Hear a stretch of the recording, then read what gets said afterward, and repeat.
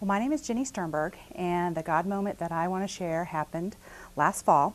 Pete and I were sending off our daughter to college, and we were very excited this time of year for her, and looking forward to being empty nesters. But it wasn't just a few weeks after we had sent her off to school that we got a phone call in the middle of the night that she had been arrested on felony charges.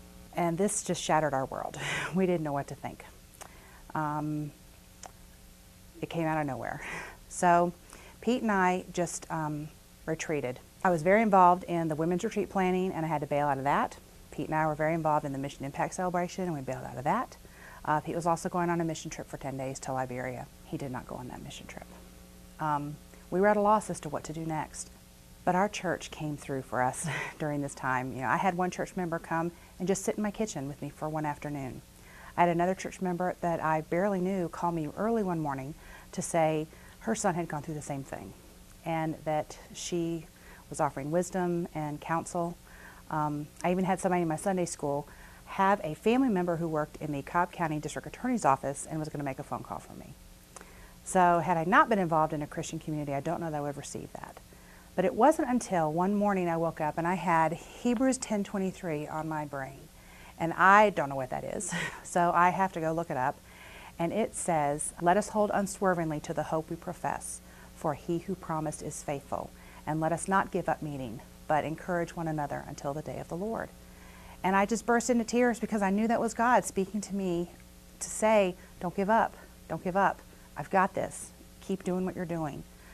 And I felt very encouraged. So I did go on the women's retreat. I continued serving on an Emmaus Women's Weekend that I was on. And we continued coming to church. We did not give up.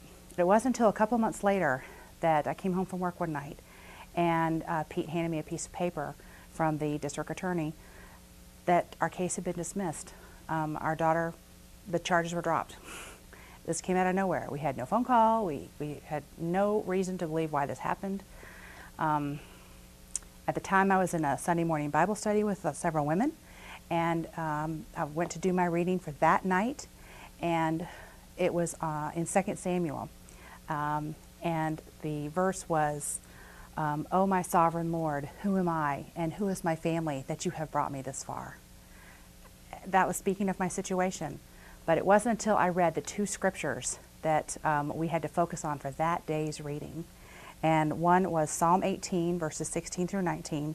"They confronted me in the day of my disaster, but the Lord was my support. He brought me out into a spacious place. He rescued me because he delighted in me." And the second one was Proverbs 2, verses 7 and 8. "He holds victory in store for the upright. He is a shield to those whose walk is blameless.